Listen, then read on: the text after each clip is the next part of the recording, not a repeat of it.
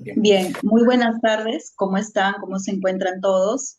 Nuevamente les damos la bienvenida en este día que vamos a continuar con el curso de emergencias médicas. Y hoy finalizamos este curso y también finalizamos el ciclo de cursos que ha organizado el Comité de Educación Médica Continua del Consejo Regional 3 de Lima. Gracias a todos los que han venido participando y solo esperamos que haya podido ser de utilidad en su práctica clínica, tanto en la atención primaria como en otros niveles de alta complejidad. Continuando entonces, ya tenemos nosotros presente al doctor Iván Bernuy Rodríguez. El doctor es médico emergenciólogo, es jefe del Departamento de Emergencia y del Área Crítica del Hospital Arzobispo Loaiza y además es docente universitario. Él nos va a tratar un tema muy interesante que es de frecuencia en las salas de emergencia, en los consultorios de atención primaria. Realmente es una patología que esperamos nos pueda orientar a su enfoque, ¿no? A su enfoque diagnóstico, terapéutico, porque ¿quién no ha tenido un dolor abdominal y qué médico no ha recibido alguna vez un paciente con dolor abdominal? Entonces, el doctor nos va a tratar justamente ello, dolor abdominal agudo en la sala de emergencia. Adelante, doctor Bernún. Doctora, muy buenas tardes. Gracias por la presentación. Bien, nuevamente con ustedes, el día de hoy se me ha pedido tocar el tema de dolor abdominal agudo. Como ustedes saben, el dolor abdominal es un síntoma muy frecuente en las salas de emergencia, ¿ok? Pero nosotros nos vamos a enfocar en el dolor abdominal agudo, que muchas veces nosotros lo denominamos como abdomen agudo. Diferenciar lógicamente otras patologías porque en esta patología, ¿ok? Vamos a ver que este cuadro clínico se caracteriza por presentar un dolor abdominal grave y repentino, súbito, y que muchas veces requiere un diagnóstico de tratamiento médico o quirúrgico en algunas ocasiones, pero de manera urgente. O sea, no estamos tratando a cualquier paciente. Son pacientes que van a acudir al servicio de emergencia, pero por una enfermedad en teoría grave y que de alguna manera nosotros tenemos que tener una rapidez en el diagnóstico.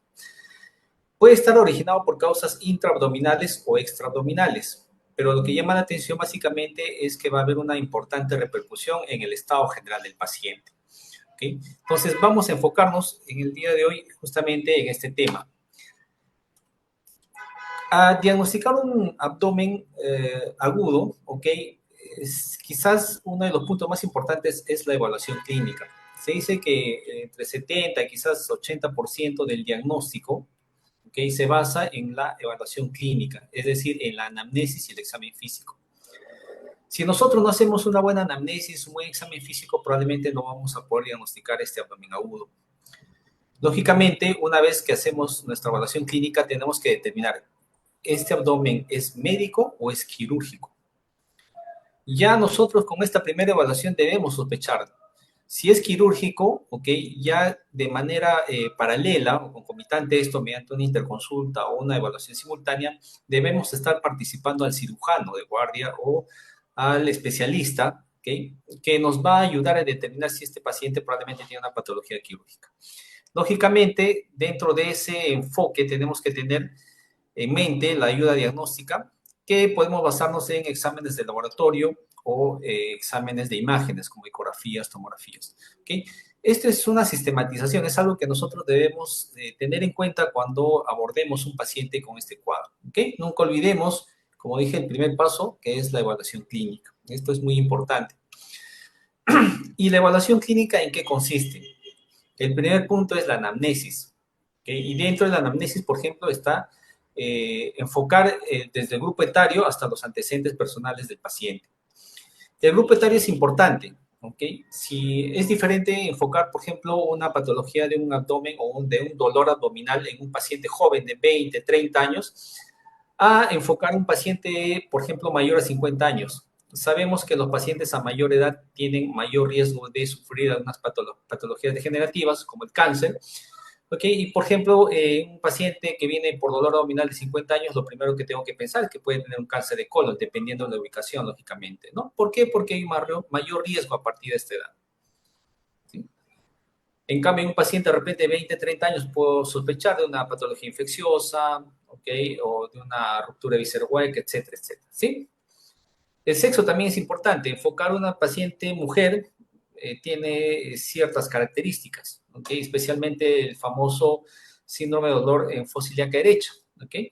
En el cual vamos a ver que en la mujer, lógicamente, tenemos que descartar que en la edad fértil al menos esté embarazada, mediante unas pruebas, mediante preguntas adicionales, ¿no? Como la fecha última regla, etc.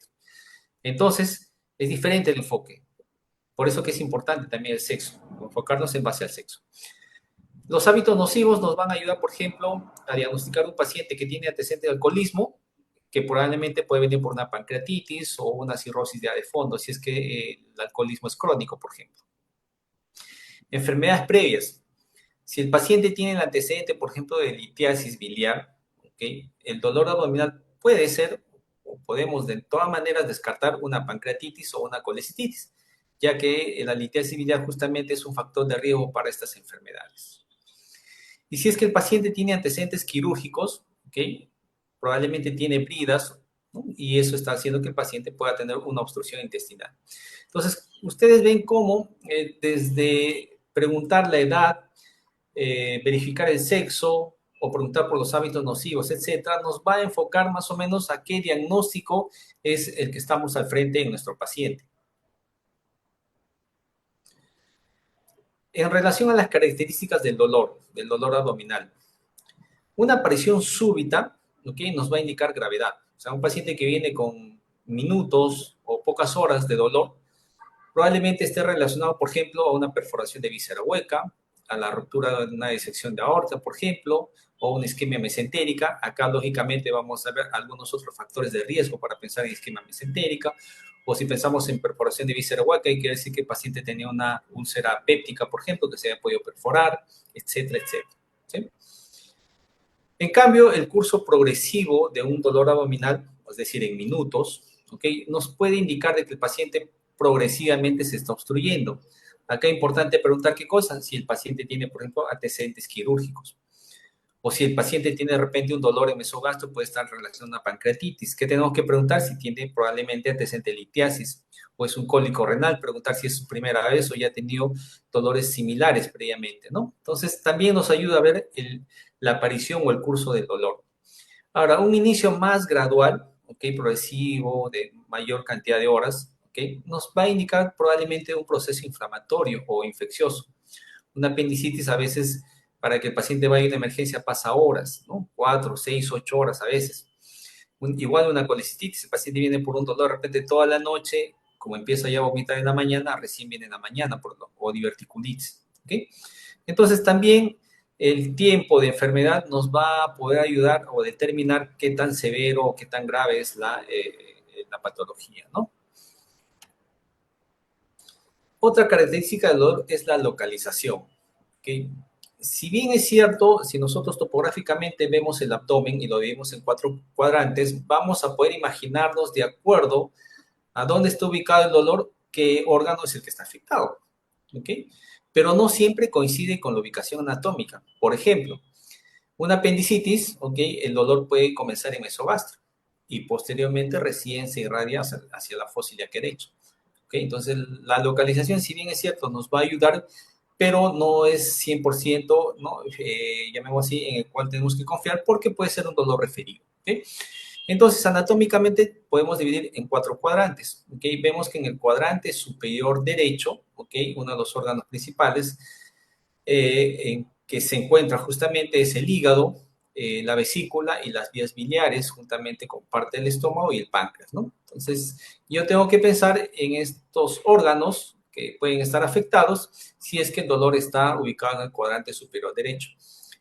Si está en el cuadrante superior izquierdo, vemos que está el estómago, probablemente esté el vaso, el colon en una de sus partes y también el páncreas. ¿Okay? El mesogastrio, lógicamente, va a enfocar todos estos órganos que justamente están en la pantalla, ¿no? Que está el páncreas, el intestino, parte del estómago, etcétera, etcétera. Y más posterior, por ejemplo, está la aorta abdominal. Y en el cuadrante inferior derecho, ¿no? Quizás una de las patologías que tenemos más temor y que con más frecuencia podemos determinar es, por ejemplo, la apendicitis. Tenemos el colon también, parte del intestino delgado, acá están los uréteres también, que también pueden producir dolor. Y en el cuadrante inferior izquierdo está parte del colon, tenemos también el recto, parte del intestino delgado. Por ejemplo, acá los vertículos a nivel del colon son una patología muy frecuente que nos puede dar o producir dolor en esta zona. ¿Okay? Entonces, anatómicamente sí nos va a ayudar a poder determinar la ubicación del dolor y en base a eso también nosotros podemos saber cuál es la patología o la enfermedad que está produciéndonos, ¿no? Esta urgencia o esta emergencia. ¿Okay? Por ejemplo, hablamos del cuadrante superior derecho. Acá he tratado de enfocarnos en base a un cuadro para que ustedes puedan, ¿no? Poder imaginarse, ¿no? Frente a esta anatomía, ¿no? En 4 cuadrantes, cuál es la patología al cual podemos estar frente. Como habíamos dicho, cuadrante superior derecho, ¿no? Las colecistitis son muy frecuentes, los cólicos biliares, ¿okay? Las pancreatitis, ¿sí? Son enfermedades que de todas maneras tenemos que pensar como primera opción ante un dolor en esta zona, ¿sí? En el cuadrante superior izquierdo, ¿ok? Los órganos, si bien es cierto, no es muy frecuente que estén comprometidos, como el vaso, por ejemplo, una esplenomegalia, una ruptura esplénica, no es muy común, pero puede haber dolores como una pancreatitis que también se pueden llegar a ubicar en esa zona, ¿no? ¿Okay? La gastritis es otra patología que podemos encontrar dentro de este cuadrante superior izquierdo. A nivel periumbilical, ¿okay? El diagnóstico principal que tenemos que presentar es una apendicitis, ¿okay? Pero también la obstrucción puede aparecer con dolor en esta zona, pero en la obstrucción ustedes saben que hay otra sintomatología, otros signos que nos van a ayudar a diagnosticar, como la distensión abdominal, los vómitos, etc. ¿Okay? La pancreatitis es otra patología que podemos pensar frente a un dolor en mesogastrio o región periumbilical. En el cuadrante inferior derecho, lo primero que tenemos que pensar es una apendicitis, ¿ok? Un cólico nefrítico. Y en mujeres en edad fértil, en patologías, bueno, en mujeres en general, patologías ginecológicas, pero si es una mujer en edad fértil, tenemos que pensar, por ejemplo, en un embarazo ectópico o alguna complicación de un embarazo, ¿sí? En el cuadrante inferior izquierdo, las diverticulitis quizás son lo más frecuente que vamos a encontrar. Lo primero que tiene que pensar. Cólico nefrítico también puede ser en esta zona y vamos a ver que a veces el dolor se irradia hasta la región inguinal. ¿Okay? Entonces, de acuerdo a la anatomía, también yo puedo sospechar frente a qué órgano está comprometido y en base a eso ver el diagnóstico más probable. ¿Sí? Las características del dolor. ¿Sí? La intensidad es poco fiable, ya que va a depender mucho de la percepción subjetiva del paciente. O sea, hay pacientes que vienen a la emergencia gritando de dolor y en verdad la patología a veces puede ser una gastritis, una úlcera que no tiene mucha complicación. ¿Okay? Pero si de repente tenemos un paciente que sí en verdad presenta un dolor muy, muy intenso, que incluso se exacerba con la tos, por ejemplo, podemos estar frente a un paciente, por ejemplo, con una inflamación, una irritación peritoneal o una isquemia mesentérica, ¿no? Porque estas irritaciones a nivel del peritoneo son muy dolorosas, el paciente lo vas a encontrar prácticamente doblado. ¿Okay? Entonces, importante también precisar, ¿no? La intensidad del dolor frente a estas patologías. Características del dolor, específicamente el tipo, ¿no? Si el dolor es tipo ardor, por ejemplo, generalmente esto se asocia a cuadros de gastritis o úlceras. Si el dolor es un dolor desgarrador, ¿no? Lancinante, podemos estar sospechando de una disección aórtica. Cuando es un dolor tipo cólico, o sea, es un dolor que viene y se va, por ejemplo, puede estar asociado a la distensión de una víscera hueca. ¿Okay? Por ejemplo, el uréter, cálculos renales, ¿no? Cuando hay migración del cálculo, a veces estos duelen y el dolor es muy, muy intenso. ¿Okay? La irradiación. Por ejemplo, un dolor abdominal que se irradia hacia la espalda, podemos pensar en una úlcera péptica perforada, por ejemplo, ¿no? Generalmente se perfora hacia la parte posterior, hasta el retroperitoneo y el dolor justamente se va hacia esa parte. Un aneurisma de aorta también puede tener una irradiación hacia la espalda, ¿ok? o patologías renoureterales, ¿no? Pero que además de la irradiación hacia la espalda, a veces hay irradiación hacia la región inguinal, por ejemplo, ¿no? En el caso de la pancreatitis, el dolor es en faja o en cinturón, es decir, se va hacia los flancos. En casos, por ejemplo, de enfermedades de la vesícula biliar, inflamaciones, colecistitis, esta puede irradiarse hacia el hombro derecho, ¿okay? Por compromiso nervioso. En los cálculos ureterales, el dolor generalmente se irradia hacia la región inguinal ipsilateral, es decir, del mismo lado. Entonces ya tenemos que ir conociendo más o menos estos tipos de dolor y en base a esos tipos de dolor o a esas irradiaciones que nosotros podemos estar sospechando de alguna patología determinada, ¿ok? Entonces, importante también preguntar por la irradiación del dolor. Asociación y agravantes como parte de características del dolor. ¿Okay? Por ejemplo, se dice que el dolor en la úlcera péptica puede mejorar después de las comidas. ¿Okay? Mientras que cuando se trata de cálculos biliares, litiasis biliar, las comidas es lo que van a empeorar el dolor. ¿Okay? Muchas veces hemos visto cuando ingresan a las emergencias, ¿no? Pacientes que vienen por dolor abdominal en cuadrante superior derecha asociado a ingesta de comida copiosa o alcohol, ¿no? Entonces, justamente, ¿no? Se agrava con la ingesta de comida este tipo de enfermedades. En la peritonitis, por ejemplo, van a ver que un paciente cuando tose, ¿ok? Se queja de dolor abdominal y eso es justamente por la irritación peritoneal, ¿no? En el cólico renal, generalmente es un cólico o un dolor en el cual el paciente no presenta posición antálgica. Ustedes van a ver que se sienta, se echa de costado y el dolor lo calma. El paciente está muy, muy inquieto, ¿no? Entonces, característica, por ejemplo, de esta es un cólico renal. Se van a ver pacientes, muchas veces varones, que se retuercen dolor, ¿no? Se tiran al piso, se sientan, cuclillas, etcétera, y nada les calma el dolor. Y probablemente se trate de un cólico renal, ¿no? Si la intensidad es muy fuerte. ¿Qué otra asociación y agravantes podemos tener? Por ejemplo, los vómitos. Se dice que los vómitos después de la aparición del dolor puede deberse a obstrucción intestinal, y lógico, ¿no? El intestino se puede decir que se va llenando de líquido, ¿no? Y va a llegar un momento en que está tan distendido que el paciente empieza con vómitos persistentes, ¿no? Ahora, cuando el vómito es por una causa leve, relativamente benigna, generalmente se autolimita, ¿no? Por ejemplo, en los gastroenterocolitis, ¿ok? La diarrea generalmente se asocia a causas infecciosas o inflamatorias, ¿no? Por ejemplo, la diverticulitis o las gastroenteritis, ¿ok? Son causas infecciosas o inflamatorias que producen justamente estos signos, síntomas, ¿ok? Entonces, como ustedes verán, el cuadro clínico, la anamnesis, ¿ok? Van de la mano. O sea, yo haciendo una buena anamnesis puedo llegar al diagnóstico, ¿ok? Ejemplos, ¿no? Paciente con antecedente de alcoholismo y tiene también antecedente de litiasis biliar y viene por un dolor epigástrico intenso que se irradia hacia la espalda asociado a náuseas y vómitos. Entonces, si este dolor probablemente se localiza en mesogastrio, ¿okay? O en cuadrante superior derecho, probablemente con estos datos yo puedo pensar que este paciente tiene una pancreatitis, ¿no? Por ejemplo. Ahora, si por ejemplo el paciente viene por dolor epigástrico en hipocondrio, perdón, dolor en epigastrio en hipocondrio derecho, pero que mejora con la ingesta de comidas, puedo sospechar de una úlcera péptica. ¿Sí?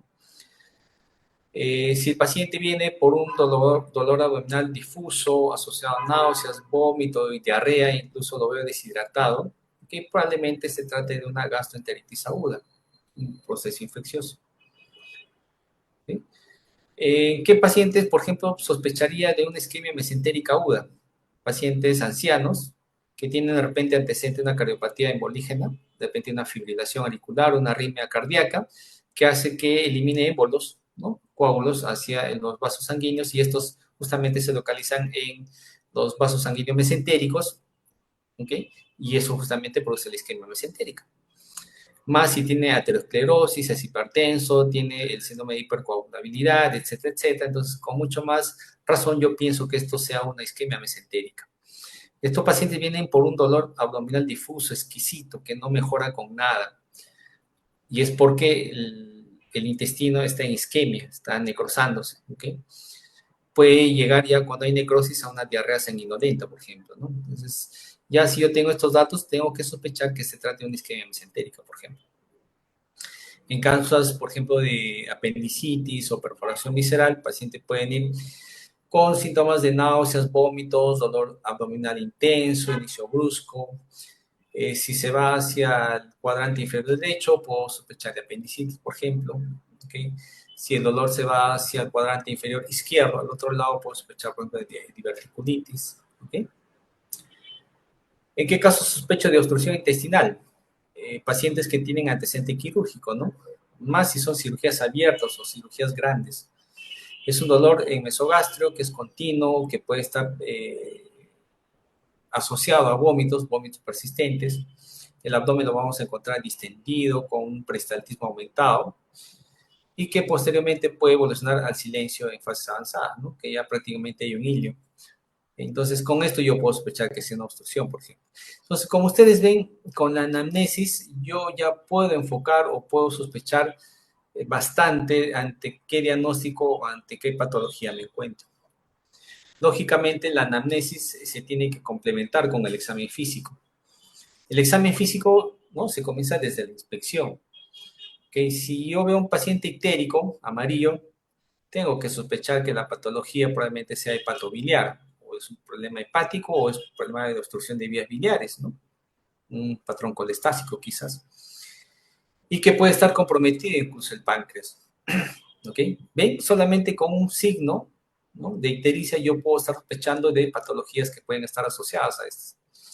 Si mi paciente está distendido, ¿okay?, o veo una hernia, o signos de cirugías previas, ¿no?, una cirugía medial de repente, o una cicatriz medial de una cirugía previa, nos puede indicar que hay una obstrucción intestinal. Las asimetrías pueden hacer sospechar de tumores, ¿no?, neoplasias. Las equimosis, por ejemplo, periumbilicales, el signo de Cullen, o en los flancos, como el de Gray-Turner, nos pueden sugerir de que hay una hemorragia intraabdominal o retroperitoneal. ¿En qué caso se ve eso? Por ejemplo, en pancreatitis hemorrágica o en ruptura de aneurisma de aorta. Entonces, ven cómo desde la inspección ya también nosotros vamos enfocándonos ante qué diagnóstico podemos estar, ¿sí? La auscultación abdominal es importante.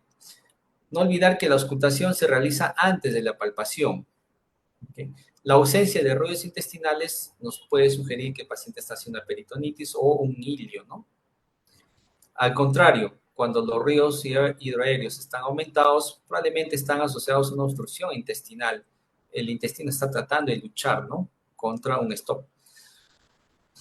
Si yo ausculto un soplo, ¿no?, en presencia de una tumoración de una masa, yo puedo estar sospechando de un aneurisma aórtico abdominal, por ejemplo. Para que vean que la auscultación también es muy importante para definir nuestros diagnósticos. La palpación, ni qué decir. La palpación lo que nos va a permitir es identificar la ubicación, el grado de sensibilidad y algún signo de irritación peritoneal. Profundizar para tratar de identificar algunas anomalías como, por ejemplo, visceromegalias, ¿no?, una hepatomegalia, por ejemplo. ¿Okay? O para verificar si es que hay una tumoración o una hernia o una dilatación aórtica, etc. Para eso tenemos que palpar.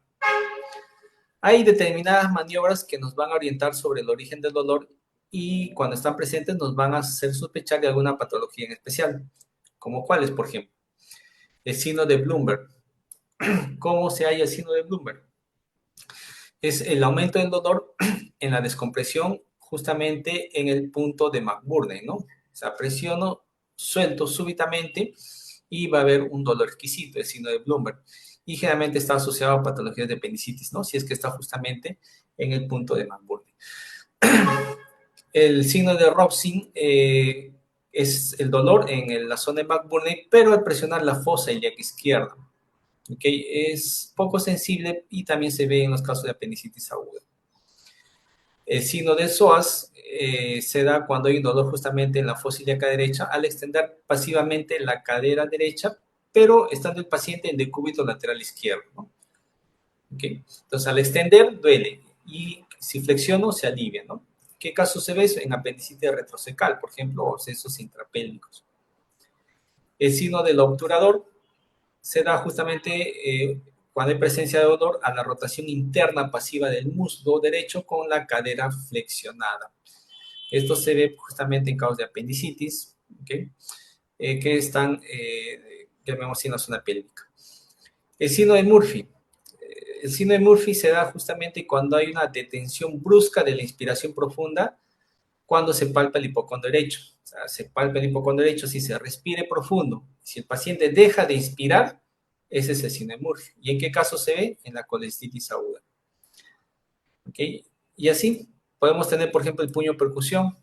Puño percusión positivo es cuando golpeamos suavemente con el puño cerrado en la región lumbar alta y hay presencia del dolor. Puño percusión positivo. ¿Y qué nos hace sospechar? De pielonefritis aguda o un cólico renal. ¿Sí? Entonces, estos signos ante la palpación nos van a poder ayudar también a predecir ciertas patologías. ¿Okay? La percusión, a lo que nos va a ayudar básicamente, la matidez, el timpanismo. ¿Okay? Matidez nos indica masas o visceromegalia. Correcto. En cambio, cuando hay timpanismo extenso, nos va a sugerir una obstrucción. ¿Por qué? Porque los intestinos están distendidos, están llenos de aire. ¿Okay? O también el timpanismo nos puede hacer sospechar de una perforación visceral, o sea, hay parte del aire que sale de la víscera, ¿no? Y se localiza justamente en el abdomen. Y esto nos puede conllevar un timpanismo, ¿no? La matidez cambiante y la prueba de la onda en líquido es un signo de ascitis, por ejemplo, ¿no? La ausencia de matidez hepática es un síntoma, por ejemplo, de neumoperitoneo, ¿no? Justamente cuando hablamos de rupturas de víscera hueca, ¿no? A veces encontramos esto. ¿Okay? Entonces también la percusión nos va a ayudar de cierta manera para identificar algunos diagnósticos. ¿Okay? Una vez que ya tenemos nuestro diagnóstico, ante qué patología podemos estar, tenemos que complementar nuestra sospecha diagnóstica, nuestro diagnóstico probable con exámenes auxiliares o pruebas de laboratorio. ¿Okay? ¿Qué pruebas de laboratorio podemos pedir en este tipo de pacientes? En verdad no hay mucho que pedir. ¿Por qué? Porque básicamente vamos a tratar nosotros de confirmar el diagnóstico. Por ejemplo, en un hemograma vamos a encontrar cierta leucocitosis con neutrofilia si es que estamos sospechando un proceso infeccioso, ¿ok? Apendicitis, una colecistitis, una perforación de víscera, una peritonitis, etcétera. El hemograma nos va a salir alterado. ¿Okay? A esto podemos, por ejemplo, sumarle la PCR, la proteína C reactiva, que también es un reactante fase aguda que nos va a ayudar a sospechar de que hay un proceso infeccioso. El perfil de coagulación pedimos ante la sospecha que este paciente va a entrar a sala de operaciones, ¿ok?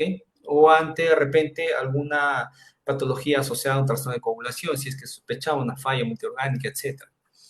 La bioquímica, glucosa, creatinina, nos va a ayudar justamente para ver cómo está la función renal, si el paciente es diabético, etcétera, ¿no? O si está haciendo hipolicemia por una falla hepática, etcétera. Grupo y factor también pedimos sospechando que el paciente puede entrar a las operaciones. No olvidemos que muchos de estos pacientes a veces requieren transfusión de sangre. Y hacer un grupo factor cuando ya el paciente está dentro de sala, ¿no? Es un poco, se puede decir, se dilata mucho el tiempo cuando el paciente en verdad requiere transfusiones de urgencia. El test de embarazo, ok, en toda mujer en edad fértil con dolor abdominal, especialmente en cuadrante inferior derecho, pidan un test de embarazo, ok. Ya ha sucedido que la paciente, a veces muchas veces jóvenes, niega el embarazo, pero sale positiva la prueba de embarazo. Y esto te va a ayudar justamente a sospechar diagnósticos como embarazo ectópico, etc. El examen de orina, ¿okay? Nos va a ayudar justamente para descartar infecciones, si hay hematura, de repente pensar en un cólico renal, etc. Y el electrolito es básicamente para ver el medio interno, ¿no? Especialmente en aquellos pacientes agudos severamente, ¿no? De repente pacientes sépticos o con perforaciones que requieren de repente estabilizar el medio interno, a veces están acidóticos y justamente necesitamos haga como para complementar estos exámenes. ¿Okay?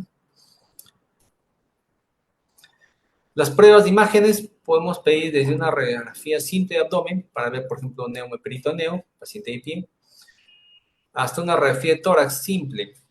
¿Por qué una placa de tórax? Porque ya quizás no lo he mencionado, pero existen patologías extraabdominales que vienen con dolor abdominal.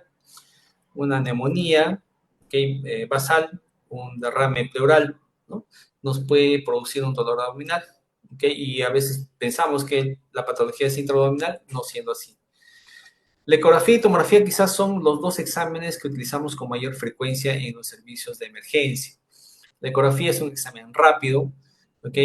Lo tenemos a la mano, existe incluso el EcoFast, que nos permite ver presencia de líquido libre, por ejemplo, en cavidad, que nos ayuda bastante para determinar si este paciente puede ser quirúrgico o no.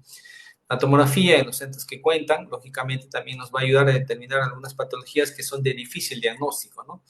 Van a ver que últimamente están pidiendo tomografía, por ejemplo, hasta para las apendicitis, tumores, aneurisma de aorta, etcétera. Para esos casos de repente nos puede ayudar. Pero la ecografía, en la mayoría de los casos, con esto ya podemos determinar justamente cuando tenemos sospechas, ¿no? de muchas patologías que se presentan como dolor abdominal. Entonces, vamos a tener que el abdomen agudo puede ser médico o puede ser quirúrgico. Abdomen agudo médico tenemos, por ejemplo, las gastroenteritis, los dolores ginecológicos, las anexitis, ¿no? Las EPIs, los cólicos biliares, ojo, cólicos biliares, no está hablando de colecistitis, infecciones cólico-intestinales, ureterales, etc., ¿no? Esto requiere un manejo médico, ¿ok? Mientras que las patologías quirúrgicas como las apendicitis, peritonitis, colecistitis, alpingitis, etcétera, etcétera, embarazo ectópico, requieren la evaluación de otras especialidades como cirugía, ginecología, con el fin de que estos pacientes probablemente tengan que entrar a operaciones para ¿no? Manejo definitivo. ¿Okay? Entonces, a eso es lo que nosotros vamos a llegar. El abdomen agudo, ¿es médico o es quirúrgico? ¿Okay? Y si es médico, probablemente se queda con nosotros en la parte de medicina, y si es quirúrgico, debe ser transferido al área correspondiente. La cirugía, lógicamente, puede ser urgente o puede ser diferida dentro de las primeras 24 horas. ¿En qué casos es una cirugía urgente? Cuando hay un deterioro clínico del paciente. Por ejemplo, hay nemoperitoneo, peritonitis difusa, o el paciente está en shock, ¿no? Con inestabilidad hemodinámica, etc. Estos pacientes tienen que entrar a sala inmediatamente, lo más antes posible. O si hay una peritonitis localizada por apendicitis, una peliperitonitis, obstrucción intestinal, etcétera, etcétera, igualmente. O cuando hay diverticulitis, por ejemplo, con perforación, ¿no? O hay una oclusión del intestino, etcétera, etcétera, también tienen que entrar a operaciones, ¿no? O sea, cualquier compromiso del peritoneo, ¿okay? Necesariamente tienen que entrar a sala de emergencia de manera urgente, ¿no? Rápidamente. Por eso que ya vamos pidiendo los exámenes desde que ingresan, ¿no? Para ya ganar tiempo y no diferir o no demorar el ingreso a sala de operaciones. ¿En qué casos podemos tener una cirugía de urgencia diferida? Por ejemplo, las colecistitis agudas. Muchas veces incluso los cirujanos dicen que tratemos de enfriar un poco el cuadro, ¿no? Manejamos la colecistitis hasta que ya esté un poco más estable, ¿no? Entonces el paciente ya puede ingresar a sala de operaciones. Siempre es importante, cuando tengamos un paciente con dolor abdominal agudo, ¿ok? Hacer una valoración inicial. ¿Y cómo se hace la valoración inicial? Mediante las funciones vitales. Las funciones vitales son muy, muy importantes. Presión arterial, frecuencia cardíaca, respiratoria, temperatura, saturación, etc. O sea, estos datos de alguna manera nos van a poder identificar si el paciente está grave, ¿okay? O no grave. ¿Okay? Acá le ponen hemodinámicamente inestable o hemodinámicamente estable. ¿Okay? Los signos de alarma también son importantes, pero todo se basa en las funciones vitales. O sea, si el paciente está hipotenso, está taquicárdico, con frecuencia respiratoria por encima de 20, temperatura de 40, desaturando menos de 90, qué sé yo, entonces este paciente está crítico. Entonces tenemos que ingresarlo a un área que puede ser shock trauma, un área donde tiene que haber un médico específicamente para este paciente, donde tiene que ser o realizar el ABCD.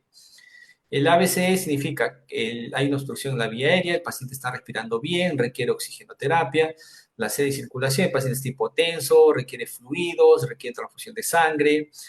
La D, que es nivel de conciencia, la E, la exploración, nos va a ayudar a determinar qué tan grave está el paciente y vamos reanimando conforme vayamos avanzando en el ABCD. ¿Okay? Hacemos una evaluación inicial, primaria, con medidas de soporte, ¿no? El oxígeno, la hidratación, con cloruro de sodio, etcétera, etcétera, son las medidas de soporte que vamos a ir dando en este nivel. ¿Okay? Después ya hacemos la evaluación secundaria, ¿no? O sea, ¿por qué está el abdomen así? Pedimos exámenes auxiliares y llegamos al diagnóstico, ¿no? Una vez que tenemos el diagnóstico, se hace el manejo, ¿no? Que puede ser quirúrgico o puede ser médico, ¿no? Dependiendo del diagnóstico específico, ¿ok? Mientras que si el paciente está estable, tranquilamente hacemos la anamnesis, ¿no? Y lo evaluamos tranquilamente con una buena exploración física, le pedimos sus exámenes complementarios y vamos el tratamiento, ¿no? Que requiere el paciente, que puede ser también médico o quirúrgico, ¿ok? Entonces, así es como tenemos que enfocar al paciente con abdomen agudo. ¿Está inestable o está estable? Si está inestable, ABCD, evaluamos primariamente y vamos dando medidas de soporte en cada uno de los pasos, ¿correcto? Vayamos a revisar 2 o 3 patologías comunes que lo van a ver en la mayoría de las emergencias o las que van a venir probablemente en algún momento. En primer lugar he puesto la colecistitis, ¿ok? Es muy similar al cólico biliar, nada más que la colecistitis ya es un proceso ya, se puede decir, continúan a los cálculos, a la litiasis biliar o al cólico biliar, ¿no? O sea, pacientes que tienen litiasis, cólicos recurrentes y en algún momento hacen colecistitis. Esta entidad clínica se caracteriza por la inflamación de la pared vesicular, o sea, va a haber una inflamación, ¿okay? Cosa que en el cólico vesicular no hay, ¿okay? Y lógicamente se manifiesta con dolor abdominal. La causa más frecuente es la litiasis, en el 90%. O sea, si el paciente tiene litiasis, viene por un dolor abdominal con engrosamiento de la pared, esta es una colecistitis. Ahora, la obstrucción justamente puede ser parcial, ¿okay? Y de corta duración, entonces el paciente tiene un cólico biliar. Pero si la obstrucción del conducto es con mayor tiempo o es completa, ¿okay? ¿Esto qué va a producir? Va a ser una respuesta inflamatoria, ¿okay? Se va a activar la respuesta inflamatoria, va a haber una disminución del flujo vascular a este nivel, y esto qué va a producir? De que hay una inflamación, es decir, inicia la colecistitis aguda. El síntoma principal es el dolor abdominal. ¿Dónde se localiza? Hipocondrio derecho. ¿Cuánto tiempo de duración? Se dice que mayor a 5 horas. Y es así, ¿no? El paciente a veces trata de tolerar el dolor, se va a la farmacia, se compra su antiespasmódico, no pasa y después recién viene la emergencia, ¿no? En algunos casos irradia hacia la espalda y muchas veces o frecuentemente viene con náuseas y vómitos y en algunas ocasiones fiebre. Esto no es muy frecuente, pero sí es frecuente las náuseas y los vómitos. ¿Qué antecedente vamos a encontrar acá? El paciente comió pues, pollo a la brasa o comidas copiosas, chancho al palo, etc. Y posteriormente a eso viene por la colecistitis, justamente. A la palpación que vamos a encontrar el signo de Murphy. Ya expliqué en qué consiste el signo de Murphy, ¿no? Es un dolor a nivel de hipocondrio derecho, cese de inspiración a la palpación profunda, ¿sí? Entonces, si yo sospecho de colecistitis, lógicamente tengo que pedirle algunos exámenes auxiliares, ¿sí? Le puedo pedir un hemograma donde voy a encontrar qué cosa, leucocitosis con neutrofilia, ¿ok? ¿Puede haber un incremento de la proteína C reactiva? También. Puede haber incremento de las alteración del perfil hepático, ¿no? TGO, TGP a veces se vienen alterados, la amilasa también puede estar alterada, pero algo que es importante, la amilasa si está alterada es menor a 3 veces el límite superior. No olviden que la amilasa es muy inespecífico. O sea, yo tengo pacientes con cólico biliar, con gastritis, úlceras, etcétera, etcétera, que me venían con amilasas elevadas, pero eran amilasas que a veces no llegaban ni al doble de su valor máximo, superior. Entonces yo decía, bueno, esto probablemente sea por un proceso inflamatorio del tubo digestivo. Y es así, ¿no? Vamos a ver más adelante que las pancreatitis, la elevación de la amilasa es mucho mayor. Se puede observar hasta en 20% de los casos una ictericia con bilirrubinas menor a 4 miligramos por decilitro. O sea, también puede haber leve ictericia, ¿no? Y estamos hablando de colecistitis, ojo, ni siquiera de coleo o colitis. ¿Cómo puedo ayudar al diagnóstico o con qué puedo confirmar? Se puede decir con la ecografía. Es la técnica de elección para el diagnóstico. Tiene sensibilidad y especificidad de 88 y 80% respectivamente. Lógicamente depende del operador. ¿Ok? Pero tiene un valor predictivo de 92% positivo. ¿Ok? Entonces, si tenemos un ecografista que lógicamente diagnostica o sabe hacer diagnóstico de colecistitis, va a hacer rápidamente. Va a haber una pared incrementada de tamaño, va a haber el cálculo con sombra acústica, ¿ok? Va a haber puede haber incluso leve dilatación de las vías biliares en algunos casos, ¿ok? Entonces, todo esto nos va a hacer sospechar de que el paciente esté frente a una colecistitis. ¿Cómo se maneja la colecistitis? Inicialmente se da, bueno, además de la hidratación, se dan analgésicos, ¿ok? Se recomienda el uso de antiinflamatorios no esteroideos, AINES. Por ejemplo, algo que yo utilizo bastante es el ketoprofeno por vía endovenosa, ¿ok? Aunque no esté en el PNUME, por tanto no hay en algunos hospitales de MINSA, podemos utilizar otros analgésicos, ¿no? Por ejemplo, el metamizol es una opción. ¿Se puede dar antibióticos? Sí, si es que yo estoy sospechando de que hay asociado un proceso infeccioso, o sea, si el paciente está con fiebre, hemograma patológico, PCR elevada, probablemente requiera antibióticos. No olvidemos que la pared está inflamada y puede haber una isquemia incluso en algunos casos, ¿no? El tratamiento de elección es la colistectomía. Si bien es cierto que en el 50% de los casos, el 50% de los casos se resuelve el dolor, ¿ok? Pero en 20% de estos pacientes van a reingresar por episodios similares. Entonces, al final, igual es mejor retirarles la vesícula, ¿no? Hacer una colestectomía. En este caso ya puede ser programada. Bien. ¿Qué otra patología vamos a ver con mucha frecuencia? ¿Okay? Las pancreatitis. Pancreatitis es un proceso inflamatorio del páncreas, ¿ok? Que sea justamente por activación, ¿no?, de las enzimas digestivas, pero que no solamente se limita al páncreas, sino muchas veces afecta a otros tejidos y a veces sistémicamente. ¿Okay? Por eso que el paciente hace disfunción multiorgánica por la pancreatitis. La etiología, 50% litiasis biliar. O sea, si el paciente tiene litiasis biliar, probablemente ese dolor sí sea por pancreatitis. El alcoholismo es otra causa menos frecuente, pero también se puede presentar. Idiopáticas, 10-15%. ¿Qué otras causas pueden producir pancreatitis con mucho menos frecuencia? La ingesta de fármacos, infecciones víricas, hipercalcemia, etc. Esto es muy poco frecuente, ¿verdad? ¿Cuál es la clínica? Dolor en el abdomen superior, irradiado a la espalda o hacia los hipocondrios, dolor en cinturón, ¿no? Generalmente está asociado a náuseas, vómitos y el antecedente de la patología biliar, los cálculos biliares es importante, ¿no? Y muchas veces también está relacionada a la ingesta copiosa de alimentos y o alcohol. Al examen, ¿qué vamos a poder encontrar? En casos leves, a veces el paciente a la palpación ni siquiera hay dolor, ¿no? En los casos más graves sí puede haber hasta una reacción peritoneal. Y si hay líquido, ¿no?, intraabdominal con componente hemático, podemos encontrar el signo de Cullen y el signo de Gray-Turner, ¿no?, que es en los flancos. ¿Okay? Aquí en la pancreatitis, lo más importante es el dosaje de amilasa y lipasa, ¿no? A diferencia de la colestitis, donde pedíamos ecografía como diagnóstico de elección, acá no. Acá la ecografía no nos sirve mucho. ¿Okay? Sí, nos ayuda bastante la amilasa y lipasa, que tiene que estar más de 3 a 4 veces su valor de referencia máxima, ¿no? La ecografía básicamente lo que nos va a ayudar es a ver si es que, cómo está la vía biliar, o sea, si hay cálculos en la vesícula. Si hay cálculos en la vesícula, ¿ok? Y hay una dilatación del colédoco, de las vías biliares, ¿ok? Probablemente estamos ante una pancreatitis. Si ecográficamente vemos el páncreas, un páncreas de repente hiperecogénico, aumentado de tamaño, bueno, ya tenemos el diagnóstico, más una amilasa lipasa elevada, ya está el diagnóstico, ¿ok? Pero muchas veces la ecografía, a veces, como dije, no nos permite ver por la interposición gaseosa, o sea, estos pacientes hacen distensión abdominal por procesos inflamatorios contiguos y hacen distensión de asas, ¿no? Entonces eso no permite ver a veces el páncreas. Entonces, en esos casos, a veces para determinar el daño del páncreas tenemos que pedir una tomografía, en el cual juntamente nos valora las complicaciones, ¿no? Si hay necrosis o si hay presencia de abscesos, ¿no?, etcétera, etcétera. ¿Okay?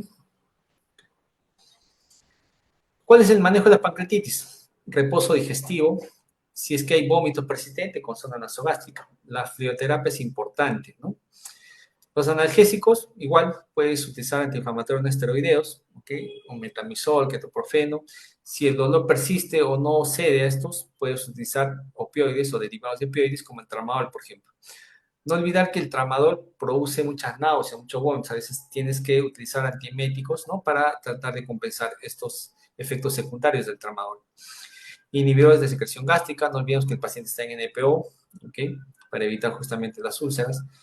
En relación a la nutrición, se dice que en los casos de pancreatitis hay que tratar de iniciar la alimentación por vía oral lo más temprano posible. Dentro de las 24 o 48 horas, si el paciente ya no tiene dolor abdominal, hay que iniciar tolerancia oral, lógicamente sin grasa.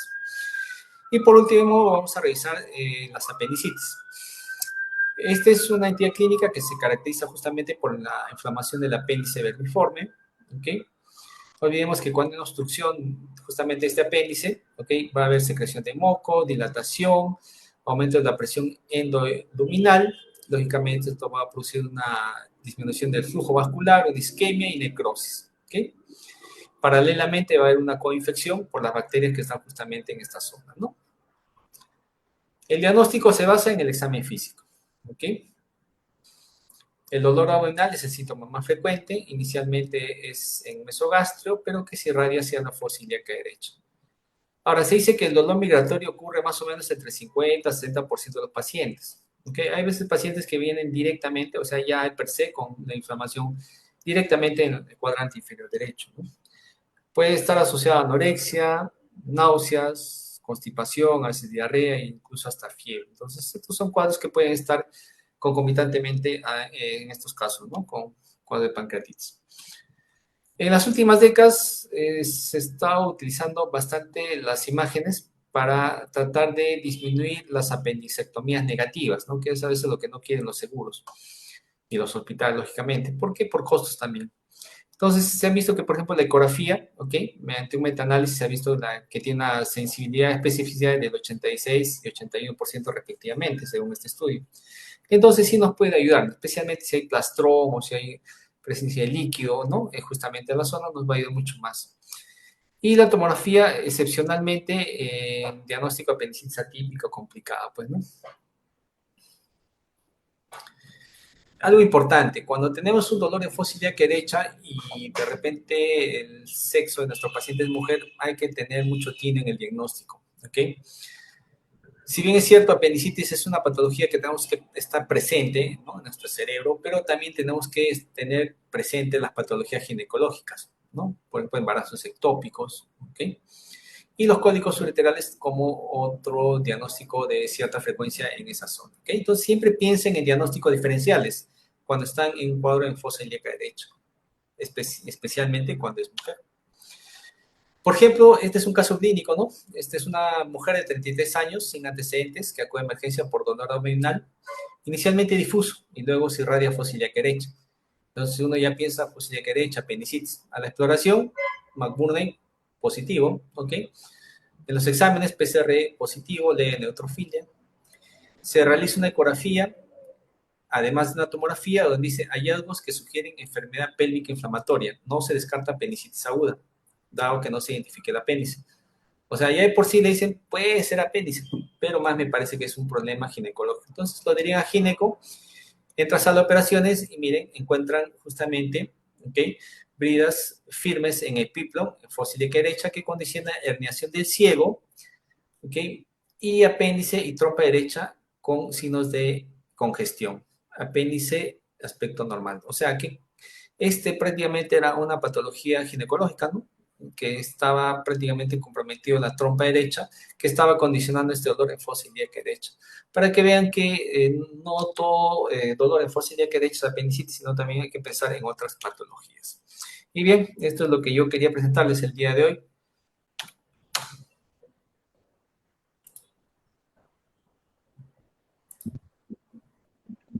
Bien, muchísimas gracias, doctor Bernoulli. Bueno, muchísimas gracias y felicitaciones porque ha sido una profunda y completa revisión en donde me da mucha alegría también ver que no debemos dejar de lado la semiología, sobre todo en este síndrome de dolor abdominal que es tan rico. Así es. Entonces, doctor, generalmente se presentan casos de dolor abdominal recurrente, ¿no? Digamos así, se presenta un primer ingreso de un paciente con dolor abdominal de ciertas características en las que al evaluarlo no hay signos de alarma o signos que comprometan las funciones vitales y de repente se puede proceder a darle de alta de la emergencia, pero luego nuevamente tenemos un segundo o hasta un tercer ingreso. Entonces, la consulta es qué criterios, qué parámetros, tal vez escalas, tener en cuenta en estos dolores abdominales para considerarlos como un dolor abdominal o un abdomen agudo eh, médico o quirúrgico.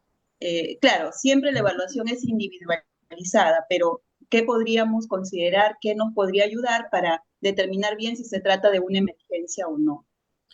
Sí, bien, doctora, siempre nosotros en las emergencias tenemos algo claro, ¿no? Un paciente que viene por segunda o tercera vez con un dolor o por la misma patología, ya no es cualquier cosa, ya no es un paciente que deba ser derivado a consulta externa, sino tenemos que hacer otros exámenes complementarios para descartar por qué el paciente está viniendo. Hemos tenido casos, por ejemplo, de embarazo ectópico, ¿ok? Paciente que vino por emergencia, lamentablemente no se le hizo una prueba de diagnóstico para embarazo, se dio de alta y a las 24 horas regresó, pero ya con signos peritoneales. ¿Okay? Entonces, error de repente en ese momento de no pedir una prueba de embarazo. Se confió en que la paciente le dijo que no tenía relaciones sexuales. A veces hay que dudar mucho en algunos casos, ¿no? Son pacientes que a veces tienen problemas familiares y no nos dicen todas las enfermedades o antecedentes que puedan tener. Hemos tenido pacientes con HIV, pacientes con embarazo, que a veces nos ocultan datos. Entonces, todo eso tenemos que tener cierto tino al momento de preguntar, ¿ok? O de todas maneras complementar con algunos exámenes auxiliares adicionales, ¿no?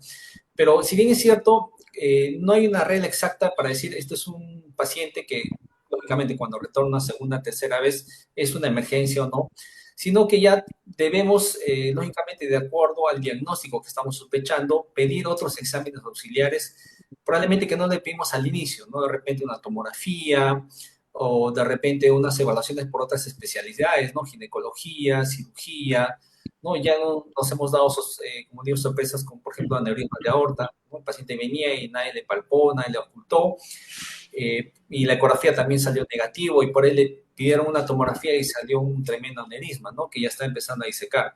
O sea, como digo, en realidad, tener un enfoque, una escala y decir, esto es una emergencia, este paciente se tiene que quedar, no es muy claro. Mucho tiene que ver a veces la capacidad de experiencia que pueda tener el colega frente a estos casos, ¿no? Y siempre tener una mente abierta, ¿ok? Nunca tratar de decir, bueno, esta es una gastroenteritis porque tiene diarrea, fiebre y se acabó. No. Esta gastroenteritis puede ser por otra causa, puede ser una diverticulitis, o puede ser una perforación, una isquemia mesentérica, todo tiene que englobar. Por eso que, como mencionaba, doctora, la anamnesis, la historia clínica, la evaluación clínica es muy, muy importante en dolor abdominal. ¿Okay? No se confía en exámenes auxiliares, no se confía en la ecografía, en un examen de orina, a veces te puede llevar a un error diagnóstico, ¿no? De repente una hematuria, piensas, es un cólico renal, y al final de repente el paciente es otra patología con otro tipo de, ¿no? de severidad, llamémoslo así. Claro.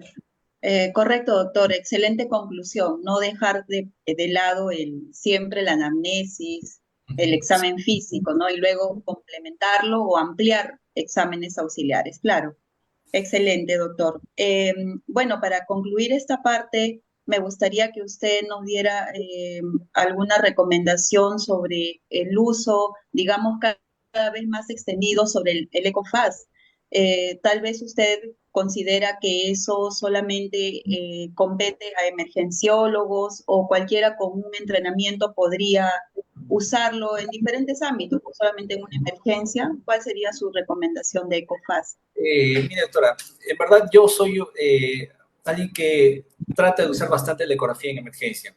¿Okay? Se dice que incluso a veces nosotros pecamos un poco de exceso, tratamos de usar la ecografía como un estetoscopio, ¿no? O sea, nos ayuda para diagnósticos, al menos en abdomen, de múltiples patologías que a veces nos han tenido como sorpresa, ¿no? O sea, a veces hemos tenido, si bien es cierto, la ECOFAST nos ayuda básicamente a ver si hay que presencia de líquido libre en trauma, ¿ok? Para ver si es que es un abdomen, lógicamente, que requiere cirugía de urgencia, pero hemos tratado de ampliar y nos ayuda bastante, por ejemplo, cuando tenemos una patología, ¿no? Donde hay presencia de líquido ante un proceso infeccioso, ya tenemos que sospechar que ahí hay algo adicional. ¿Okay? Por ejemplo, los embarazos ectópicos, como digo, vamos a ver presencia de líquido. Y nosotros podemos hacer una paracentesis en la cama del paciente y podemos, de repente, diagnosticar un hemoperitoneo en el momento, ¿no? O podemos diagnosticar de repente presencia de pus o secreciones dentro, ¿no? De ese enfoque de un paciente con presencia de líquido libre en cavidad. O sea, sí nos ayuda bastante la ecografía, al menos en emergencia, de repente no tanto como Ecofast, o no sé si llamarle Ecofast, pero sí nos va a ayudar a determinar si es que la presencia de líquido libre en un paciente con dolor abdominal es algo más. Nos lleva a pensar de que este paciente sí tiene alguna patología de fondo que tenemos que diagnosticar y que tenemos que complementar de repente con una tomografía o algún otro examen. Y yo creo que la ecografía debería ser difundida en las áreas de emergencia, no solamente puede ser utilizada por emergenciólogos, sino también los cirujanos, los ginecológicamente sí, sí lo saben usar bien, los médicos internistas también pueden usarlo, porque de una manera fácil nos va a poder ayudar a identificar, ¿no?, masas, líquidos dentro de la cavidad abdominal en un paciente, ¿no?, lógicamente con cuadros de abdomen agudo. Bien, bien, muchísimas gracias. Entonces, una recomendación clara, ¿no? De profundizar nuestra capacitación también en ecografía. Así Muy es. bien, doctor. Avanzamos. ¿Qué le parece? Usted Sí. también nos va a presentar el siguiente tema, que es ética en la atención de emergencia. Adelante, doctor. Bien, doctora. Ok, a ver. Voy a compartir mi pantalla. Me dice, por favor, si es que se logra visualizar.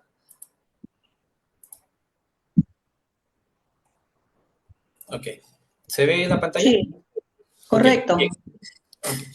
Bien, vamos a tratar de enfocar este tema un poquito, tocar temas de ética, pero también he querido tocar algunos temas que abarcan justamente a las áreas de emergencia y que de alguna manera tenemos que conocer como médicos, que son justamente las leyes o las normas que nos obligan a cumplir con ciertas recomendaciones o normativas a las cuales estamos supeditadas. No olvidemos que a la fecha, ¿okay?, tenemos entidades que nos están supervisando con cierta frecuencia. Tenemos su salud, Contraloría, Fiscalía, Defensoría, etcétera, y que muchas de esas se basan justamente en normas o leyes que ya están dadas y que algunas de ellas coinciden justamente con el código de ética del colegio médico, ¿no?, en el cual nos dice, pues, por ejemplo, no tienes que atender a todo paciente en situación de emergencia. Bueno, eso está en como parte del código de ética, pero también está en las leyes, en la Ley General de Salud. Entonces, justamente he querido,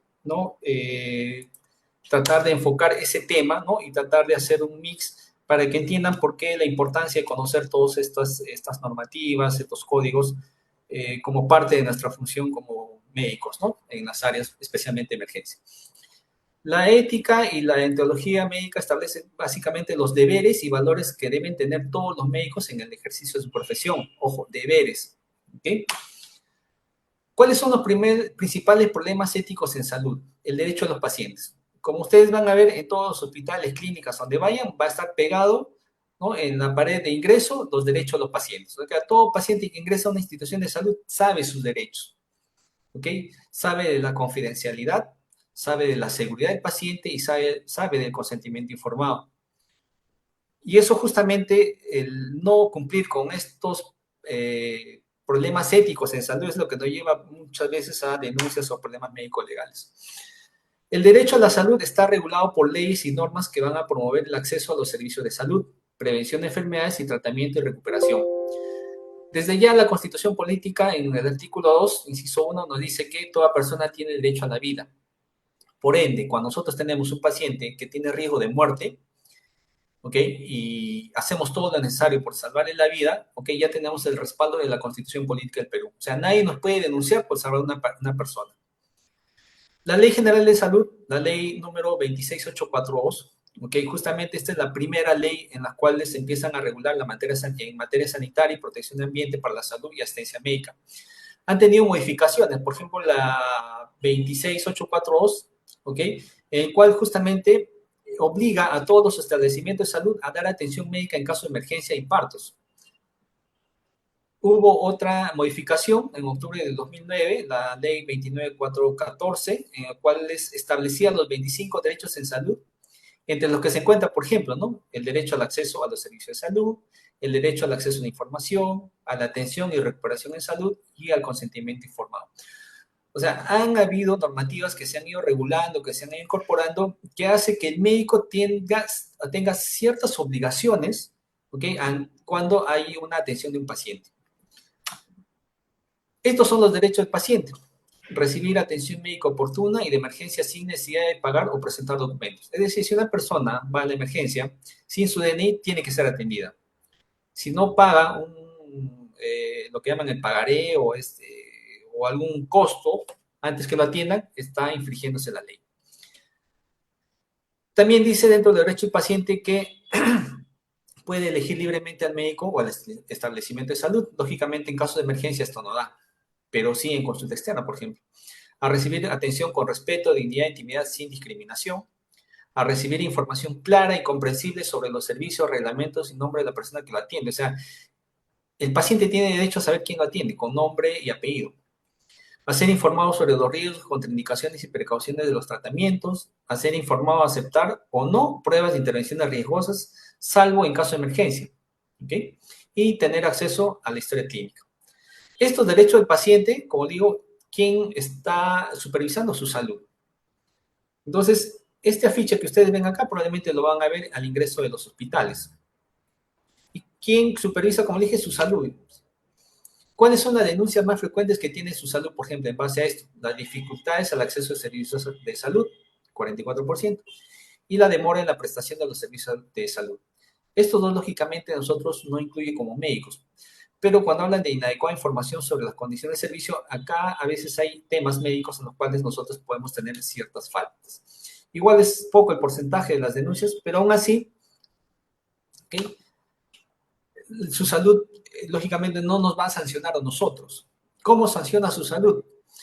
Está en la capacidad de aplicar multas de hasta 2 millones de soles, ¿okay? A los establecimientos de salud, sean públicos, privados o mixtos, que incumplan con las funciones y que vulneren los derechos de salud de los pacientes. ¿A qué conlleva esto? Que si, por ejemplo, uno trabaja en una clínica o en un hospital, ¿ok? Y si de repente la entidad, en este caso su salud, multa, ¿ok? Al hospital, porque cuando multa es multa al hospital o a la clínica, ¿ok? El hospital o la clínica no se va a quedar con los brazos cruzados, va a decir, bueno, ¿quién es el responsable de esta multa? Lógicamente va a recaer sobre el personal de salud. O tú no diste la información, o no firmaste, no firmó su consentimiento informado, o diste un medicamento que no debiste, etcétera, etcétera.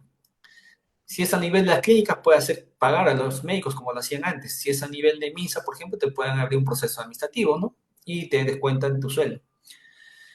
Desde sancionar por no recetar medicamentos bajo el nombre genérico. O sea, actualmente nosotros estamos en la obligación de recetar, ¿no? O hacer la receta con nombre genérico, ¿no?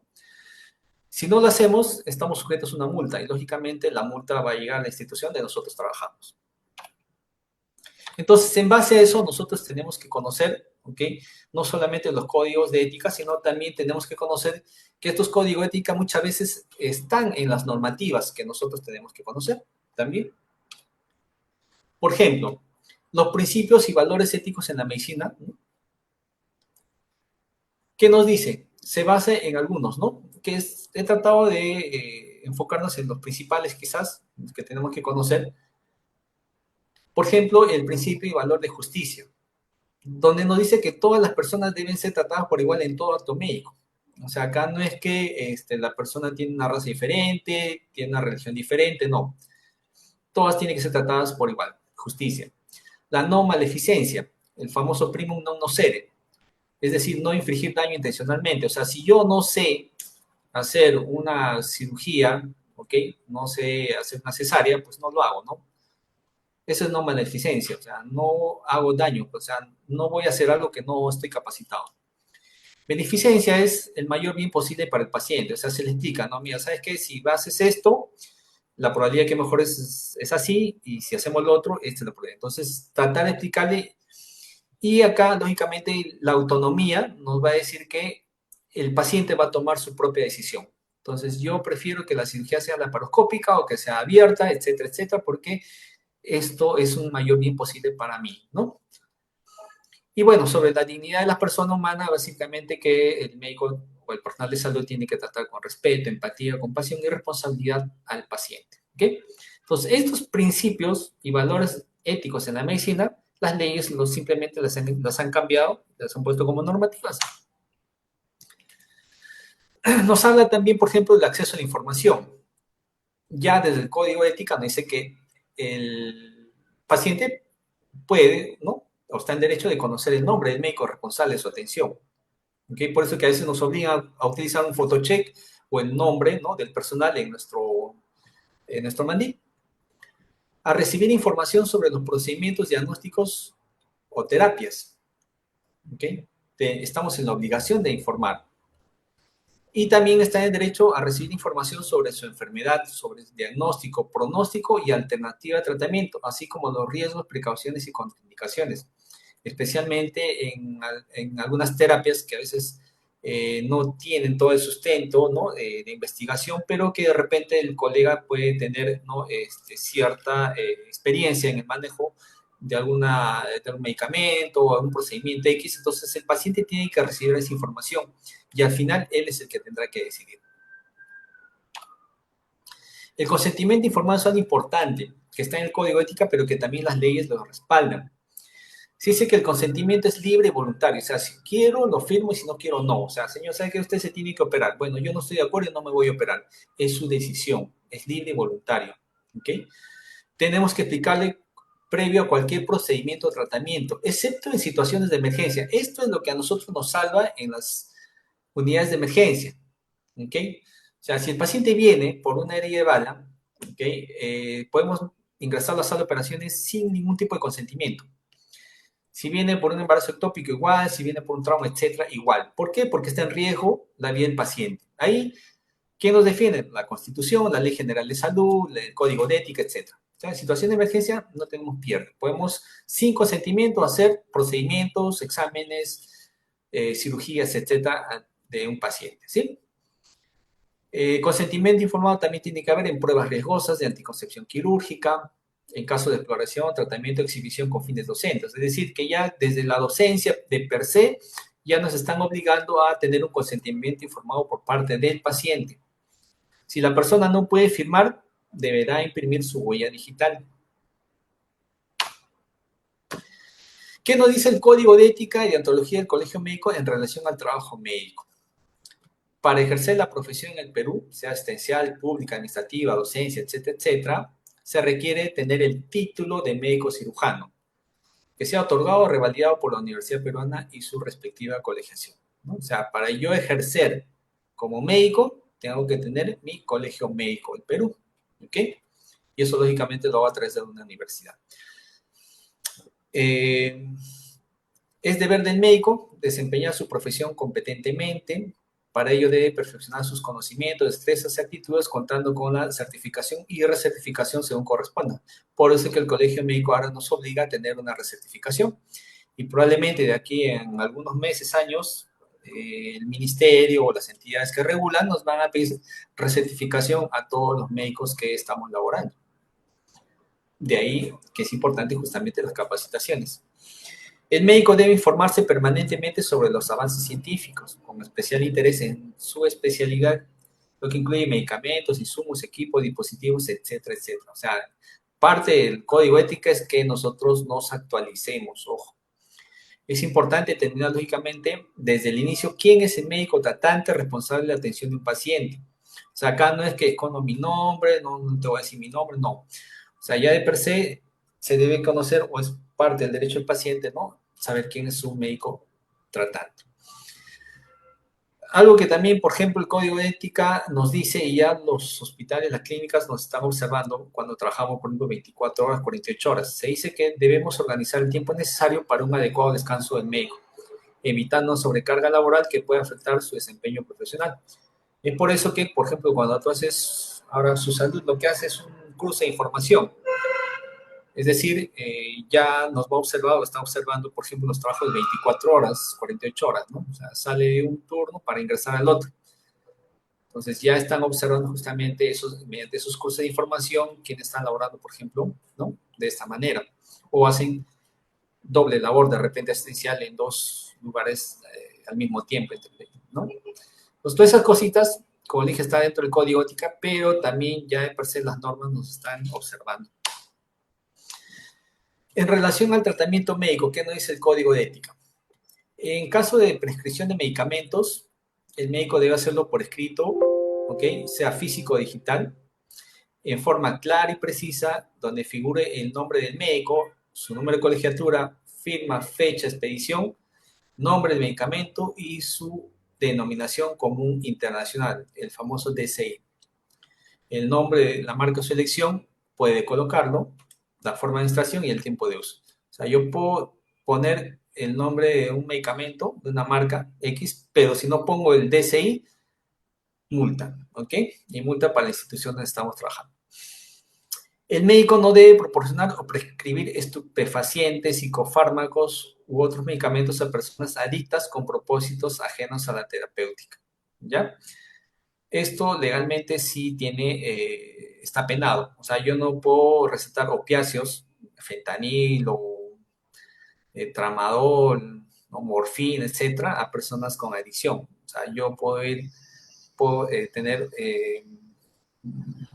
una sanción penal por hacer esto. Igual con las benzodiazepinas. ¿Okay? Al prescribir un medicamento bajo DSI, el médico lo que está haciendo es considerar la posibilidad de que el paciente prefiera una alternativa más económica e igualmente eficaz. Es por eso que nos obligan a hacer un DSI, ¿no? Justamente por el costo-beneficio que tiene el paciente. En relación al secreto profesional, el médico debe mantener secreto profesional y proteger el derecho del paciente a la confidencialidad de los datos que le ha proporcionado o aquellos que podamos haber deducido mediante la anamnesis, examen físico o exámenes auxiliares, no debiendo divulgarlos o compartirlos salvo expresa autorización del paciente. Es decir, si yo, mediante un examen de laboratorio, diagnostico al paciente que tiene HIV, ¿okay? No puedo decir a nadie, ¿no? que la persona tiene esa infección. ¿Okay? ¿Por qué? Porque eso sí está sancionado penalmente. ¿Okay? Ahora, ¿qué pasa si el médico tratante tiene conocimiento de que la condición patológica de un paciente pueda resultar en daño a terceras personas?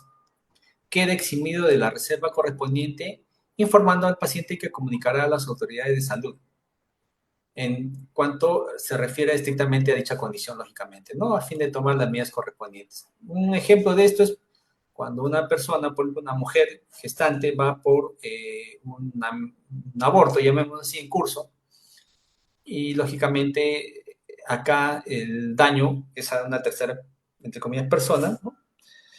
En este caso, el producto puede estar afectado y esto lógicamente tenemos que informar a las autoridades correspondientes. Es una obligación. Igual, si no lo hacemos, está penado. ¿Okay? Si el médico constatara que un paciente ha sido víctima de torturas o actos lesivos a su integridad física, mental y lógicamente no está en condiciones de presentar sus reclamos, el médico queda eximido de su deber de confidencialidad y tiene el deber ético de denunciar el hecho. Igual, cuando hay abusos, ¿no? De menores, etcétera, nosotros estamos a la obligación de informar a la autoridad policial. ¿Okay?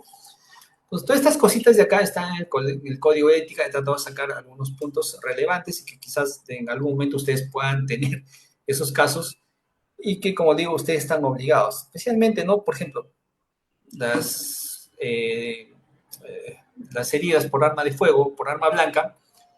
A eso uno dirá, bueno, pues ya la atendí, ya no. Tienes que denunciar a la policía ese acto. Igual, los abortos tienes que denunciarlos, ¿no? Cuando hay riesgo o pueda resultar daño a terceras personas, tienes que denunciarlos, ¿no? Y eso lo dice el Código de Ética, pero también está en las leyes. En relación al trabajo especializado, ¿qué nos dice el Código de Ética? El médico debe abstenerse de atender pacientes cuya dolencia no corresponde al campo de especialidad. O sea, si soy ginecólogo, probablemente no voy a hacer una cirugía de un apéndice, ¿no? Y viceversa. Salvo se trate de una atención de emergencia, ¿no? O situaciones de emergencia en general, como las epidemias, como el COVID que tuvimos, ¿no? Los catástrofes. Ahí sí no hay que yo soy especialista, no soy especialista, etcétera, ¿no? Pero en casos de que no haya situaciones, cada especialista a su campo, pues, ¿no? El médico no debe negarse a realizar labores médico-legales a solicitud de la autoridad competente. En lugares donde no existe el médico especialista que se requiere, el médico de la localidad designado deberá hacerlo, pero señalarle los límites de su competencia profesional. Bueno, esto nos ha sucedido, por ejemplo, a lo que hemos hecho Serum en nuestro lugar de trabajo, ¿no? Donde teníamos que hacer necropsia cuando de repente no teníamos la experiencia necesaria como para hacer una adecuada labor. Lógicamente eso comunicábamos, pero sí el fiscal te lo ordenaba, tenías que hacerlo, o sea, no te quedaba otra.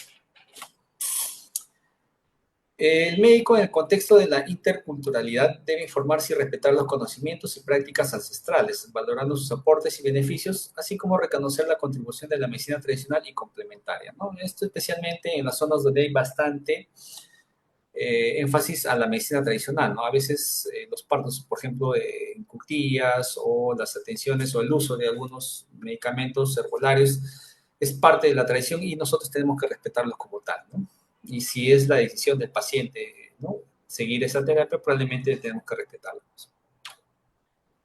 Bien, entonces haciendo un paralelo del código de ética con las leyes, ¿okay?, simplemente ya para tratar de englobar de algunos temas que son importantes, ¿no? Por ejemplo, la ley 27604, ¿no?, que es la que modificó justamente, o que fue una modificación de la Ley General de Salud, nos dice que los establecimientos de salud están obligados a dar una atención médica en caso de emergencia y partos, ¿ok? Y eso todo lo debemos de conocer. O sea, si trabajamos en cualquier entidad pública o privada, ¿ok?, si nosotros estamos, ¿ok?, justamente en las áreas de emergencia, ¿ok?, tenemos la obligación de prestar atención inmediata a toda persona en situación de emergencia. Y más todavía si es que justamente nuestro hospital tiene esa área de atención, en este caso de emergencia, y esta tiene que estar, o tiene que ser de conocimiento público, ¿no?, tiene que estar en un lugar visible. Ahora, la determinación de la emergencia médica, ¿quién lo realiza? Justamente el profesional de salud encargado de la atención, ¿no? Y este personal tiene que estar capacitado, cuando dice justamente esta ley. Ahora, el responsable de atención de emergencia debe tomar las medidas necesarias para asegurar la adecuada valoración médica de los pacientes, tratamiento, estabilización de sus condiciones generales en caso necesite ser transferidos a otro establecimiento. Justamente acá es cuando sucede, cuando los hospitales de nivel, ¿no?, de menor nivel, ¿okay?, tengan una situación de emergencia, de alguna manera ellos tienen que asegurar, ¿no?, de que estos pacientes requieran la estabilización necesaria, ¿no?, para después ser transferidos. ¿Okay? Por eso que estos hospitales, ¿no?, nivel 1, nivel 2, tienen que tener justamente la infraestructura o el equipamiento necesario como para tratar de estabilizar y en caso se requieran las transferencias a otros establecimientos de salud, ¿no? Los usuarios también tienen deberes, ¿okay? El paciente está obligado a tratar al personal de salud con respeto, cortesía y lealtad. Tiene la obligación de proporcionar información precisa y completa sobre la enfermedad, motivo de su asistencia, y es obligación del paciente no insinuar, menos ofrecer dádivas a cambio de ser atendido en forma preestablecida. No solicitar a profesionales de salud servicios que incluyan actos contrarios a la moral o transgresión de la legislación, la legislación vigente, ¿no? Y seguir rigurosamente las indicaciones y tratamientos prescritas y a no automedicarse. Es responsable también de cumplir con sus citas y cuando no lo puede hacer debe notificar al médico o institución de salud. Si bien es cierto, estos deberes no están dentro o enmarcados de una ley, pero sí algunas instituciones lo tienen como parte, ¿no?, de su, llamémoslo así, de su información que se da pues como parte de su servicio que prestan, ¿no? Ahora, no todos llaman así los pacientes, no todos derechos para ellos, también tienen obligaciones, ¿no? Y una de ellas, por ejemplo, es la no violencia ante el personal de salud. Es así que ha salido la ley 31333, ¿ok?, donde justamente hay una modificación de los artículos, ¿no?, 121 y 122, donde justamente se ve los agravantes en relación a que la víctima sea un profesional técnico o auxiliar asistencial de salud. ¿Qué nos dice, no? Que acá cuando una persona X, ¿no?, dentro de una institución de salud causa a otro daño grave en el cuerpo o en la salud física o mental, será reprimido con pena privativa, ¿no?, de libertad. O sea, ante lesiones graves, hablan entre 4 a 8 años de pena privativa de libertad, y en lesiones leves habla incluso de hasta no menor de 2 ni mayor de 5 años, ¿no? Entonces, de alguna manera, esto al personal de salud nos protege, ¿no?, de justamente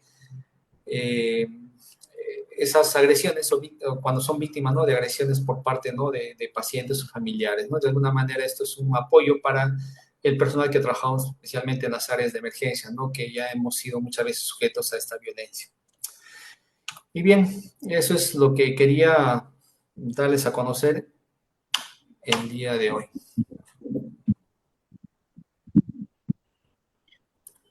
Bien, muchísimas gracias. Nuevamente felicitaciones.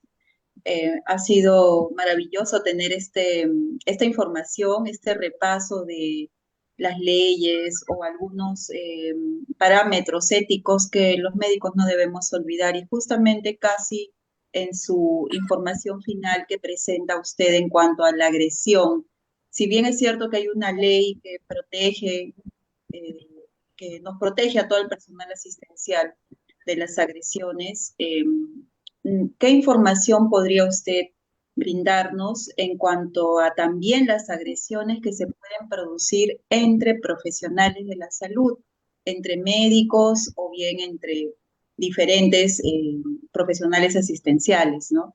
Y ello en el sentido de que, tratándose de que usted es emergenciólogo, eh, ¿qué factores podrían contribuir a justamente estas agresiones entre profesionales de la salud, ¿no? Por ejemplo, en una emergencia, eh, le hago este comentario porque hasta antes de pandemia teníamos conocimiento de que los reportes de agresiones contra médicos en el colegio médico, en la defensoría del médico, eran la mayoría por agresiones de otros médicos, es decir, entre médicos, ¿no? Entonces, esto se debía, por ejemplo, a factores que pueden contribuir a esto, por ejemplo, en una emergencia, algún retraso de un paciente que pueda necesitar cirugía y sin embargo esto no se da, o también de repente a quién maneja, quién decide el tratamiento de un paciente, ¿no? Entonces, ¿qué información tiene con respecto a agresiones entre profesionales de la salud en el ámbito donde usted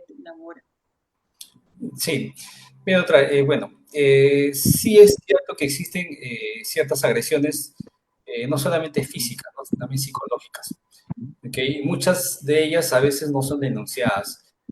Nosotros, los médicos, tenemos justamente en el Colegio Médico una defensoría en la cual nosotros podemos abrir un proceso a un colega, ¿okay? Si es que ha habido una agresión.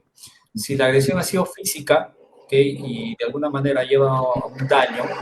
Físico, esto sí puede llevar a un tema ya penal, ¿no? Entonces, por ejemplo, en los hospitales, en todos los hospitales existe una policía, ¿no? Especialmente en las emergencias, donde uno puede hacer una denuncia, ¿no? Si hay una agresión física, y eso ya va a un tema ya penal.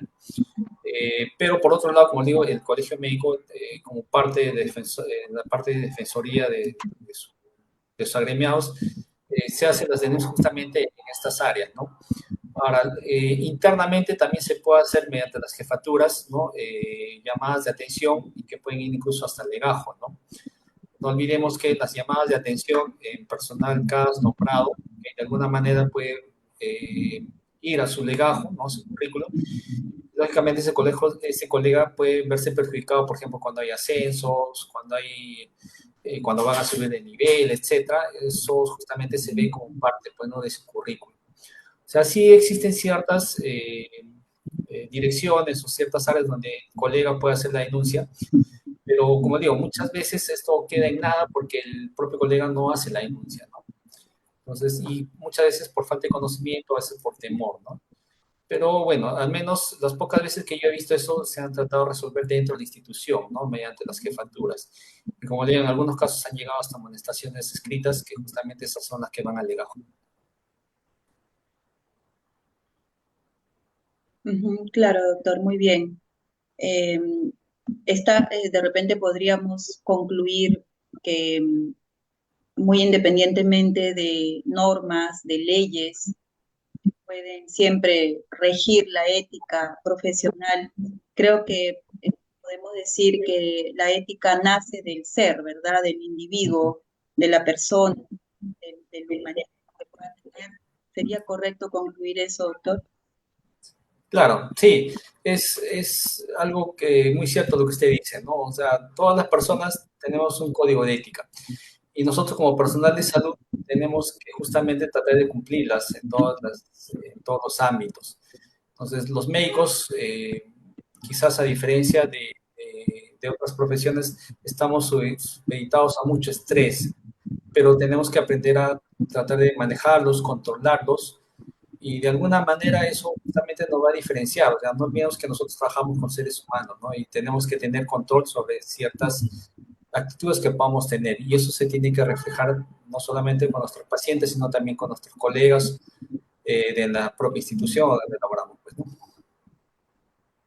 Muy bien, doctor. Muy bien. Muchísimas gracias. Entonces, estamos concluyendo estas dos sesiones del día de hoy, que además también dan por concluido el curso de emergencias médicas. Muchísimas gracias, doctor Iván Bernuy, a nombre Gracias. del Comité Médica Continua del Consejo Nacional 3 de Lima. Y ya también yo, como miembro del Comité de Educación Médica Continua, a nombre de la Secretaría de Desarrollo Profesional y Científica y a nombre del doctor James Villanueva, que ha sido el organizador principal de este curso de emergencias médicas, doy por concluido y finalizado este curso, recomendando o aclarando a todas las personas que han participado, no solamente en este, sino en otros cursos, que al finalizar cada curso van a poder ustedes acceder al aula virtual y tener todo el material que se ha presentado desde el inicio. Muchísimas gracias nuevamente a todos nuestros expositores, a todos nuestros profesionales colaboradores al área de sistemas, a todos los participantes. Deseamos que haya sido eh, muy útiles todos estos cursos que han sido pensados en nuestros colegas. Muchísimas gracias nuevamente y cerramos Gracias. la transmisión. Gracias. Hasta luego.